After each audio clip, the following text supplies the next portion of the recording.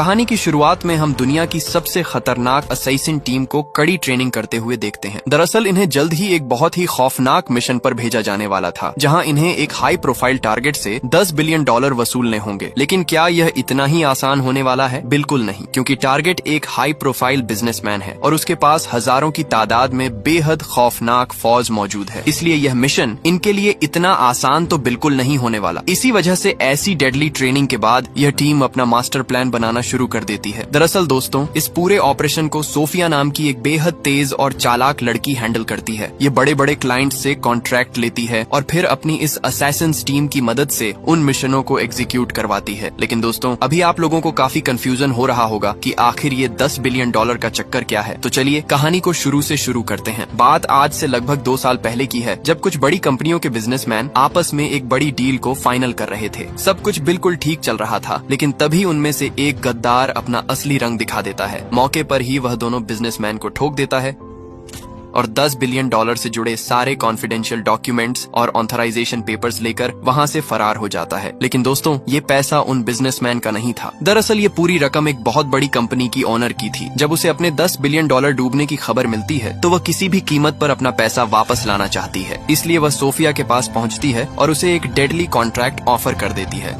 आगे वह बताती है कि अगर तुम उस बिजनेसमैन को मारकर मेरी सभी रकम वापस लाकर देती हो तो मैं तुम्हें उस पूरी रकम की 20% दूंगी। लेकिन आगे से सोफिया 30% में बार्गेनिंग करके फाइनल डील कर लेती है। इसके बाद सोफिया सीधा अपनी असैसिन्स टीम के लीडर्स के साथ मीटिंग करती है और उन्हें उस बिजनेसमैन की एक एक जानकारी निकालने का काम सौंप देती है, ताकि मिशन शुरू होने से पहले उनके पास टारगेट से जुड़ी हर जरूरी इन्फॉर्मेशन मौजूद हो। ऐसे ही काफी खोजबीन करने के बाद उन्हें आखिरकार अपने टारगेट का पता चल ही जाता है। दरअसल ये बिजनेसमैन कोई आम आदमी नहीं था। इसके पास दुनिया के कई देशों में फैले हुए दर्जनों ऑयल रिग्स और एनर्जी प्रोजेक्ट्स मौजूद थे। अब आप खुद ही अंदाजा लगा सकते हैं कि इस आदमी का नेटवर्क कितना बड़ा है। इसीलिए ये लोग सबसे पहले आसान रास्ता आजमाने का फैसला करते हैं। दरअसल इनका प्लान था कि किसी तरह जॉर्ज की जेब से उन $10 बिलियन को निकलवाया जाए। इसके लिए असैसिन्स टीम के कई मेंबर्स को उसके अलग अलग ऑयल रिग्स में वर्कर बनकर भेज दिया जाता है, ताकि वे अंदर ही अंदर सिस्टम में खराबी पैदा कर सकें। इनका मकसद रिग्स के ऑन ऑपरेशंस को बुरी तरह से प्रभावित करना था, जिससे जॉर्ज को भारी नुकसान हो। इसके अलावा चाचा सऊदी में भी अपना एक 30,000 स्क्वायर फीट का एम्पायर खड़ा कर रहा था। यहाँ भी टीम का हैकर सिस्टम में ऐसी गड़बड़ कर देता है कि अथॉरिटीज को लगने लगता है कि इस प्रोजेक्ट में भारी मात्रा में ब्लैक मनी लगाई गई है, जिसके चलते कंस्ट्रक्शन का काम रोक दिया जाता है। ऐसे ही करके धीरे धीरे सोफिया जॉर्ज की बड़ी बड़ी कंपनियों, प्रॉपर्टीज और एसेट्स को डुबाना शुरू कर देती है, ताकि इसी मौके का फायदा उठाते हुए वह उससे $10 बिलियन से भी ज्यादा बड़ी रकम निकाल सके। मतलब समझ ही सकते हो दोस्तों कि यहाँ किस लेवल का भयानक गेम खेला जा रहा था। आगे देखते जाओ, आप लोगों का पूरा दिमाग हिलने वाला है। यह सब कांड करने के बाद सोफिया सीधा जॉर्ज के सीए के पास पहुँचती है। आगे मैडम कहती है कि मैं तुम लोगों को इस भारी जंजाल से बाहर निकाल सकती हूँ और यह भी पता कर सकती हूँ कि इस सब के पीछे कौन है, लेकिन इसके लिए तुम लोगों को मेरे अकाउंट में $300 बिलियन ट्रांसफर करने होंगे। 300 बिलियन का नाम सुनते ही चाचा के तो होश ही उड़ जाते हैं। इसलिए पहले तो वह उसे मना करके वहाँ से भगा देता है, लेकिन जब वह ये बातें जॉर्ज को बताता है तब वह उस लड़की से मिलने के लिए बुलाने को कहता है। इसी के साथ चाचा दोबारा सोफिया को कांटेक्ट करते हुए उसे बॉस के घर में बुलाने लगता है, लेकिन इस बार सोफिया अपनी डिमांड बढ़ाकर $400 बिलियन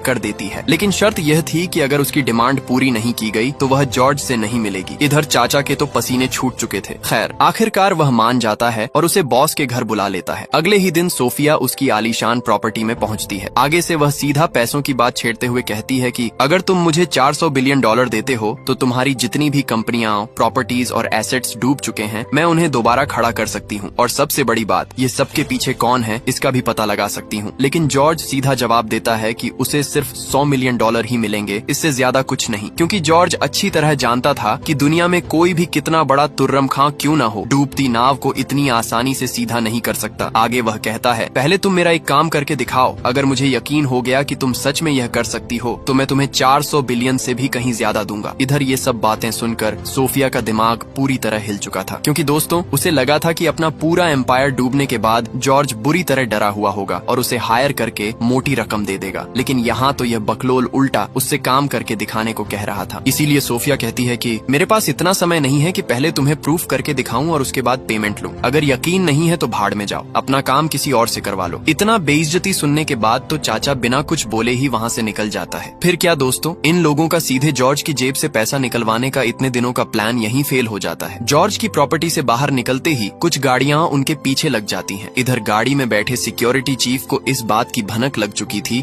कि कोई उनका पीछा कर रहा है, इसलिए वह तुरंत अपने बाकी टीम मेंबर्स को हथियार लेकर एक कैफे में पहुंचने का आदेश देता है। कैफे पहुंचते ही सिक्योरिटी चीफ मैडम को लेकर अंदर चला जाता है, जबकि ड्राइवर बाहर ही रुकता है ताकि वह आसपास हो रही हर एक गतिविधि पर नजर रख सके। इसी के साथ उनके बाकी टीम मेंबर्स भी वहां पहुंच चुके थे। कुछ ही देर में 2 हिटमैन कैफे के अंदर एंटर करते हैं और सामने वाली टेबल पर जाकर बैठ जाते हैं। दूसरी तरफ पीछे से भी 2 और हिटमैन अंदर घुस चुके थे, जबकि बैकअप के लिए 2 लोग बाहर तैनात थे। इधर अंदर मौजूद चीफ सिक्योरिटी लगातार बाहर मौजूद अपने साथियों को दुश्मनों की लोकेशन बताता रहता है ताकि वे लोग अंदर घुसकर सीधा उन्हें ठोक सके। लेकिन कुछ ही देर बाद बाहर मौजूद सिक्योरिटी देखता है कि कैफे की तरफ और भी कई सारे टपोरी आ रहे हैं, इसीलिए असैसिन टीम तुरंत अपना गन्स असेंबल करना शुरू कर देते हैं। इधर अंदर पूरा पासा पलट चुका था। अचानक आगे बैठा 2 हिटमैन अपना बंदूक निकालकर उन्हें मारने ही वाला था, लेकिन मौके पर ही चीफ सिक्योरिटी उन दोनों को ठोक देता है। इसी के साथ बाकी टीम मेंबर्स भी दुश्मनों को एक के बाद एक साफ करना शुरू कर देता है। बाहर भी एक गाड़ी भरकर लोग पहुंच चुके थे, लेकिन उन्हें भी बाहर मौजूद असैसिन टीम मेंबर्स गोलियों से भूनकर सीधा नरक भेज देता है। लेकिन पता नहीं कहां से यहाँ इतना सारा हिटमैन आ टपकता है। आखिरकार सभी को साफ करने के बाद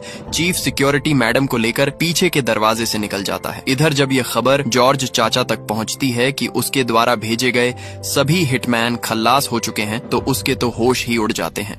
इधर सोफिया भी समझ चुकी थी कि इन टपोरियों को जॉर्ज ने ही उसे मरवाने के लिए भेजा था, इसलिए अब वह उसे पूरी तरह से बर्बाद और खत्म करने की ठान लेती है। इसके बाद वह सीधा अपने 2 टॉप सिक्योरिटी को उसे खत्म करने के मिशन पर लगा देती है और साथ ही अपनी हैकर्स टीम को उसकी सभी कॉन्फिडेंशियल फाइल्स पब्लिक कर देने का आदेश देती है, ताकि मरने से पहले वह अपनी आंखों के सामने अपनी बर्बादी का मंजर देख सके। इसी के साथ उसकी टीम जॉर्ज की सभी कॉन्फिडेंशियल फाइल्स पूरी दुनिया के सामने पब्लिक कर देती है। फिर क्या दोस्तों, चाचा तो पूरी तरह से गेम बच चुका था। कोर्ट उसकी ट्रिलियंस ऑफ डॉलर्स की कंपनियों और एनर्जी प्रोजेक्ट्स पर ताला लगाने का ऑर्डर दे देता है। मतलब समझ ही सकते हो दोस्तों, चाचा यहाँ पूरी तरह से बर्बाद हो चुका था। इसके बाद चाचा अपना क्या बड़ा एक्शन लेता है, ये आपको कुछ ही देर में पता चल जाएगा। इधर ऑन ऑर्डर मिलने के बाद सोफिया का चीफ सिक्योरिटी अपनी टीम को लेकर एक आइलैंड पर जा पहुँचता है। दरअसल इन्हें पता था कि जॉर्ज के पास हजारों की तादाद में एक बड़ी फौज मौजूद है, तो उसे ठोकना इतना आसान तो बिल्कुल नहीं होने वाला था। इसलिए उनके खिलाफ लड़ने के लिए इस आइलैंड पर हर जरूरी सामान पहले से ही मौजूद था। यहाँ ढेर सारी भयानक machine guns, assault rifles, sniper rifles और जंग में काम आने वाला हर तरह का कॉम्बैट इक्विपमेंट रखा हुआ था। मतलब साफ था दोस्तों, ये लोग जॉर्ज के खिलाफ किसी ऑपरेशन की नहीं बल्कि पूरी जंग की तैयारी करने जा रहे थे। दरअसल दोस्तों, जॉर्ज भी अभी इसी आइलैंड पर मौजूद है, क्योंकि उसके सभी एसेट्स और एनर्जी प्रोजेक्ट्स पर ताला लग चुका था। इसलिए अब वह शहर से भागकर इसी आइलैंड पर रह रहा है। और जैसे कि आप लोगों को तो पता ही है कि ये टीम मिलकर हजारों के खिलाफ लड़ने जा रही है, इसलिए सिर्फ हथियार ही काफी नहीं थे। जीत के लिए एक परफेक्ट प्लानिंग और सही स्ट्रेटेजी की भी जरूरत थी। इसी वजह से ये लोग हर संभव सिचुएशन को ध्यान में रखते हुए अपनी स्ट्रेटेजी तैयार करना शुरू कर देते हैं। क्योंकि ये लोग इसी मैदान में जंग लड़ने जा रहे थे, इसीलिए ये लोग लैंड माइंस से लेकर दुश्मनों के लिए बड़े बड़े ट्रैप्स तक बिछाना शुरू कर देते हैं। इधर हम सोफिया को एक वीरान रेगिस्तान में देखते हैं, जहाँ वह अपनी नई डील के लिए अपने क्लाइंट का इंतजार कर रही होती है। कुछ ही देर में उनकी तरफ एक ब्लैक SUV आती हुई दिखाई देती है। पहले तो सोफिया को लगता है कि शायद वही उसका क्लाइंट होगा, लेकिन तभी पीछे से उसकी सेक्रेटरी कहती है कि क्लाइंट यहाँ कार से नहीं बल्कि हेलीकॉप्टर से आने वाला था। ये सुनते ही सोफिया तुरंत अपने सिक्योरिटी गार्ड्स को ढूंढने लगती है। तभी वह देखती है कि किसी ने उसके सिक्योरिटी गार्ड्स को मारकर वहीं फेंक दिया है। ये देखकर सोफिया समझ चुकी थी कि उस कार में जरूर दुश्मन ही होंगे, लेकिन इससे पहले कि सोफिया वहाँ से भाग पाती, तभी उसके सामने कुछ हट्टे कट्टे किलर्स आ जाते हैं, जिन्होंने उसकी सेक्रेटरी और गार्ड्स को मारा था। दरअसल दोस्तों, इन आदमियों को जॉर्ज ने ही भेजा था। सोफिया को उठाने के लिए प्लान के अनुसार वे लोग सोफिया को उठाकर सीधा उसी आइलैंड के एक पुलिस स्टेशन में लाते हैं, जहां जॉर्ज मौजूद है। दरअसल यह कोई पुलिस स्टेशन नहीं बल्कि जॉर्ज के प्राइवेट आइलैंड का एक सिक्योरिटी रूम था, जिसे आप पुलिस स्टेशन जैसा समझ सकते हो। खैर, यहाँ पहुँचते ही जॉर्ज सोफिया से कहता है कि तुमने मेरा सब कुछ बर्बाद कर दिया, लेकिन कोई बात नहीं, तुम्हें 400 बिलियन चाहिए ना, लो दे दिया, लेकिन तुम्हें अब से मेरे अंडर काम करना होगा, क्योंकि तुम्हारे जैसी शातिर दिमाग वाली लड़की मेरी प्रॉपर्टीज और कंपनियों को दोबारा खड़ा ही नहीं बल्कि उससे कहीं बड़ा भी बना सकती है। तो क्या कहती हो? आगे से सोफिया कहती है, बुढ़े, मैंने तो पहले ही कहा था कि मैं कुछ भी कर सकती हूँ, लेकिन तुमने ही तो डेमो दिखाने को कहा था, इसलिए दिखा दिया तुम्हें सड़क पर लाकर। लेकिन अब मैं कुछ नहीं कर सकती क्योंकि तुम पहले ही कंगाल हो चुके हो और बहुत जल्द यमराज के पास भी पहुँच जाओगे। आगे से बुढ़ा कहता है, देख लेंगे यमराज के पास कौन पहले जाता है, और यह मत सोचना कि तुम्हें यहाँ कोई बचाने आएगा। यह मेरा प्राइवेट आइलैंड है और यहाँ सिर्फ मेरा रूल चलता है, इसलिए मुझसे हाथ मिला लो, नहीं तो सबसे पहले तुम ही ऊपर पहुँचोगी। इधर कई दिनों की प्लानिंग और ट्रेनिंग के बाद असैसिन टीम आखिरकार जंग लड़ने के लिए तैयार थी। टीम को यह भी पता था कि सोफिया अब उनके कब्जे में है, इसलिए वे लोग पुलिस की गाड़ी लेकर ही पुलिस के वेश में स्टेशन की ओर रवाना हो जाते हैं। स्टेशन में पहुंचते ही दोनों हीरो चिल मारते हुए बिंदास अंदर एंट्री ले लेते हैं। अंदर घुसते ही वे सीधा 2 हथियार उठा लेते हैं और वहां मौजूद गार्ड्स पर बंदूक तान कर सोफिया के सेल नंबर के बारे में पूछने लगते हैं। इधर बाहर से उनके टीम मेंबर्स भी लगातार उन्हें बाहर हो रही हर एक गतिविधि की जानकारी देते रहते हैं ताकि जरूरत पड़ने पर वे तुरंत एक्शन ले सकें। इसके साथ कुछ देर ढूंढने के बाद उन्हें आखिरकार सोफिया मिल जाती है। वे तुरंत सोफिया को सेल से निकालकर वहां मौजूद सभी गार्ड्स को हॉस्टेज बना लेते हैं। तभी वहां कुछ और गार्ड्स आ जाते हैं और दोनों हीरो उन पर भी बंदूक तान देते हैं, लेकिन इस बार गार्ड्स अपनी बंदूक निकालकर उन्हें मारने ही वाले थे। लेकिन उससे पहले ही दोनों असैसिन मौके पर ही उन्हें मौत के घाट उतार देते हैं और यही थी इनकी सबसे बड़ी गलती, क्योंकि गोलियों की आवाज सुन अब बाहर से और ज्यादा गार्ड्स अंदर घुसने लगते हैं। इधर बाहर एक और टीम मेंबर दीवार तोड़कर बाहर निकलने का रास्ता बनाने लगता है। अंदर तब तक डुओ वर्सेस स्क्वाड गेम शुरू हो चुका था। वे लोग अंधाधुंध एक एक गार्ड को उड़ाना शुरू कर देते हैं, लेकिन सिर्फ उड़ाने से ही तो नहीं होगा, उन्हें अपनी मैडम को भी यहाँ से सुरक्षित निकालना होगा। इसलिए वे लोग तुरंत टूटी हुई दीवार से बाहर निकल आते हैं और मौके पर ही गाड़ी में बैठकर वहाँ से निकलने लगते हैं। लेकिन सभी गार्ड्स अब उनके पीछे लग चुके थे। इधर चाचा तक भी खबर पहुँच चुका था कि आपका होने वाला बीवी किसी और के साथ भाग रही है। ये सुनते ही चाचा का तो दिमाग खराब हो जाता है। चाचा मौके पर ही अपने सभी फौजों को उनके पीछे लग जाने का ऑर्डर देता है। इधर वैसे ही किया कम लोग पीछे पड़े हुए हैं जो चाचा यहाँ अपना और फौज भेज रहा है। मतलब समझ ही सकते हैं दोस्तों यहाँ किस लेवल की एक घमासान युद्ध लगने जा रहा है। इसी के साथ भाई लोग लगातार गोलियां बरसाते हुए उनका पीछा करने लगते हैं, लेकिन कुछ दूर आगे बढ़ते ही दुश्मनों की गाड़ी अपने आप फटकर वहीं रुक जाता है। दरअसल दोस्तों ये सब असैसिन टीम के द्वारा पहले से ही बिछाए गए ट्रैप्स थे। इधर टीम भी तुरंत अपने तय किए गए ठिकाने पर जा पहुंचती है और हथियार संभाल कर दुश्मनों का इंतजार करने लगती है। लेकिन तभी दुश्मन उनके स्पॉट में ड्रोन से मिसाइल छोड़ देता है, जिसके चलते उनके पूरे हथियारों का गोदाम एक ही झटके में तबाह हो जाते हैं। लेकिन लड़ना तो फिर भी पड़ेगा ही, क्योंकि दुश्मन ऑलरेडी स्पॉट तक पहुंच चुके थे। इसी के साथ वहां असैसिन और मिलिटेंट्स के बीच घमासान युद्ध शुरू हो जाता है। यहाँ एक गाड़ी मिलिटेंट्स को ठोकने के बाद वे लोग तुरंत गाड़ी में बैठकर फिर से रवाना हो जाता है, क्योंकि उनके सभी हथियारों का गोदाम उड़ा दिया जा चुका था। इसलिए वे लोग अब प्लान बी एक्टिवेट कर देते हैं। लेकिन मिलिटेंट्स इनके पीछे न आए, ऐसा क्या कभी हो सकता है? कुत्तों जैसे पीछे लग जाते हैं वे लोग। इधर बाइक राइडर्स अपने अलग अलग डायरेक्शन में चले जाते हैं और दुश्मनों को पहले आगे बढ़ने देते हैं। कुछ ही देर में वे लोग उनके पीछे से निकलकर अंधाधुंध दुश्मनों पर गोलियां बरसाने लगते हैं। ऐसे रश फायरिंग में पहला गाड़ी तो वो लोग खा जाते हैं। इधर गाड़ी से भी एक टीम मेंबर बाहर निकलकर जंगल में छुप जाता है और अपना दूसरा ट्रैप तैयार करके दुश्मनों की गाड़ियों के आने का इंतजार करने लगता है। दुश्मनों के वहां पहुंचते ही वह अपने खोदे हुए गड्ढे का दरवाजा खोल देता है, जिसके चलते गाड़ी वहीं लुढ़क कर सीधी गड्ढे में जा गिरती है। इसी के साथ वहां बाकी आतंकवादी भी पहुंच चुके थे, लेकिन वह टीम मेंबर अकेले ही वहां सोलो वर्सेस स्क्वाड खेलना शुरू कर देता है। इधर पीछे से भी बाइकर्स बचे खुचे आतंकियों को मार देते हैं। इधर गड्ढे के अंदर भी कुछ चूहे बचे थे, उन्हें भी मौके पर ही साफ कर दिया जाता है। इसके बाद भाई लोग तुरंत अपनी मेन विला में आ पहुंचते हैं। यहाँ इन्हें पता है कि यहाँ हजारों की तादाद में और दुश्मन आने वाले हैं, इसलिए ये लोग अपना अपना तैयारी लेना शुरू कर देते हैं।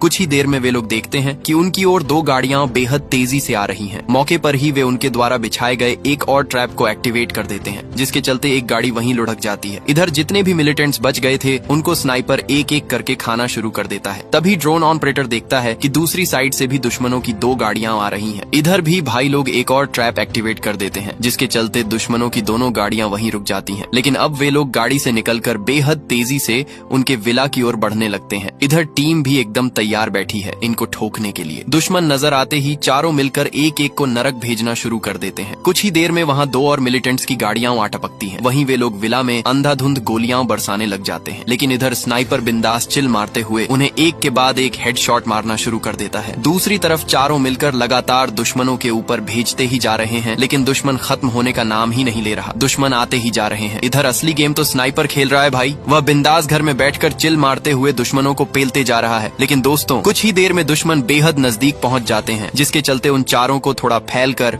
और अपना पोजीशन चेंज करते हुए लड़ना पड़ता है। कुछ घंटे लड़ने के बाद वे लोग समझ जाते हैं कि उन्हें यहाँ से निकलना होगा, क्योंकि दुश्मन खत्म होने का नाम ही नहीं ले रहा। इसलिए बाकी 2 टीम मेंबर तुरंत टनल से होते हुए अपनी गाड़ियां लेने के लिए निकल पड़ते हैं। इधर ये लोग पूरे इलाके में TNT सेट कर देते हैं, ताकि उनके निकलने के बाद जैसे ही दुश्मन विला के अंदर घुसे उन सभी को एक ही झटके में नरक भेज दिया जा सके। यहाँ एक टीम मेंबर स्नाइपर संभालते हुए कहता है कि तुम लोग आगे निकलो, मैं आ रहा हूँ। लेकिन कैप्टन उसे वहाँ बिल्कुल भी रुकने को नहीं कहता, क्योंकि दुश्मन बेहद नजदीक पहुँच चुके थे। लेकिन आगे से वो टीम मेंबर कैप्टन को वहाँ से जाने को कहता है। इसी के साथ कैप्टन मैडम को लेकर वहाँ से निकलने लगते हैं। लेकिन बाहर सिचुएशन इतना खराब हो चुका है कि अगर वे लोग कुछ देर और यहाँ रहे तो सभी टीम मेंबर्स यहीं शहीद हो जाएंगे। फिर भी वे लोग जैसे तैसे सोफिया को लेकर टनल तक पहुँच जाते हैं। इधर ये भाई साहब को देखो, मतलब बाहर हजारों की फौज है और ये अकेला अंदर। देखते हैं चाचा हजारों के खिलाफ कैसे टैकल करते हैं। कुछ ही देर में दुश्मन विला में एंट्री ले लेते हैं। इधर कैप्टन इस भाई को लगातार विला से निकलने को कह रहा था, लेकिन वो तो अकेले ही यहाँ सभी को ठोकना शुरू कर देता है। लेकिन अकेला बंदा कितना ही तो संभाल पाएगा। बाहर से दुश्मन लगातार विला के अंदर एंट्री लेते ही जा रहे थे। और दोस्तों इस भाई की भी स्ट्रेटेजी यही थी कि सभी कुत्तों को इस विला के अंदर या फिर विला के नजदीक लाया जाए, ताकि वो TNT एक्टिवेट करके ज्यादा से ज्यादा दुश्मनों को खत्म कर सके। कुछ ही देर में वो TNT को एक्टिवेट कर देता है, जिसके चलते वहाँ एक भयानक लेवल का एक्सप्लोजन होता है। इधर बाकी टीम मेंबर्स गाड़ियां लेकर वहाँ से भागने लगते हैं। कुछ ही देर में वे लोग गाड़ी से निकलकर जिप लाइन से होते हुए पहाड़ के उस पार तक पहुँच जाते हैं। लेकिन तब तक दुश्मन वहाँ तक भी पहुँच चुके थे। एक सिक्योरिटी अभी भी पहाड़ के इस पार ही मौजूद था। वह तुरंत कुछ आतंकियों को मारकर जिप लाइन में चढ़ जाता है। उस पार पहुँचते ही वे देखते हैं कि हजारों की तादाद में आतंकी पहुँच चुके हैं। इसीलिए वे लोग जिप लाइन के तार को ही गोली मारकर तोड़ देते हैं, ताकि वे लोग इस पार न आ सकें। वहीं वे लोग गाड़ी लेकर अपनी बोट की ओर निकल पड़ते हैं। लेकिन तभी वहां एक हेलीकॉप्टर आकर अंधाधुंध मशीन गन से गोलियां बरसाने लगता है। यहाँ मशीन गन से बात नहीं बनती तो चाचा यहाँ लॉन्चर तक छोड़ने लगता है। लेकिन इस बार वे लोग गाड़ी को सीधा एक घर के अंदर घुसा देते हैं, जिससे हेलीकॉप्टर का निशाना पूरी तरह बिगड़ जाता है। तभी कैप्टन अपना ब्रह्मास्त्र निकालता है और बिना 1 सेकंड की देरी किए सीधा हेलीकॉप्टर पर लॉन्च कर देता है। इसके चलते हेलीकॉप्टर हवा में ही तबाह हो जाता है और धू धू करके जलता हुआ नीचे आ गिरता है। इसके बाद वे लोग जैसे तैसे बोट तक पहुंच जाते हैं। आगे से कैप्टन कहता है कि तुम लोग मैडम को सेफली लेकर जाना, हम दोनों का एक और काम अभी बाकी है। इसी के साथ 2 टीम मेंबर मैडम को लेकर वहां से निकल पड़ते हैं और बाकी 2 हीरो अपना मेन टारगेट जॉर्ज को खल्लास करने के लिए निकल पड़ते हैं। वहीं वो दोनों वर्कर का भेष बनाकर उसके घर में घुस जाते हैं और मौका मिलते ही उसे एक इंजेक्शन लगा देते हैं। इंजेक्शन का असर होते ही उसे स्ट्रेचर पर लिटाकर आराम से बंगले के बाहर ले आते हैं और उसे एम्बुलेंस में भरकर वहां से फरार हो जाते हैं। अब ये दोनों इसके साथ क्या करने जा रहे हैं ये तो मुझे भी नहीं पता, चलिए देखते हैं। ये दोनों इसे एम्बुलेंस गाड़ी से निकालकर अपनी माचो गाड़ी में डाल देते हैं, वो भी पूरा प्लास्टिक से रैप करके। मतलब समझ सकते हैं दोस्तों, ये सीन इतना फनी लग रहा था कि मुझे चाचा किसी मम्मी से कम नहीं लग रही थी। उसके बाद वे दोनों उसे श्रीलंका जाने वाली शिप में बिठा देते हैं और जॉर्ज को कुछ ड्रग्स की शिपमेंट में ऐसे ही सुलाकर भेज देते हैं। सीन शिफ्ट होने पर हम देखते हैं कि जॉर्ज चाचा एक कंटेनर में माल फूंक रहा है। इधर पूरे कंटेनर में दोस्तों ड्रग्स भरा हुआ था और याद है कैप्टन ने जो इंजेक्शन लगाया था वह भी ड्रग्स का ही डोज था। अब चाचा श्रीलंकन पुलिस के द्वारा रंगे हाथों पकड़ा जा चुका था। और दोस्तों इसी के साथ ये कहानी भी यहीं समाप्त हो जाती है। मुझे पता है दोस्तों मूवी थोड़ा कंफ्यूजिंग है, आप लोगों को थोड़ा समझने में भी दिक्कत हुई होगी। एक्चुअली दोस्तों ये नई मूवी है ना, ये 1 महीने पहले ही रिलीज हुई है, तो हिंदी में भी अवेलेबल नहीं है, तो इंग्लिश तुम्हारे भाई को थोड़ा समझ आता है। खैर दोस्तों अगर आप लोगों को फुल मूवी देखनी है तो आप लोग जाकर अमेज़न प्राइम वीडियो में देख सकते हैं। बहुत बहुत धन्यवाद।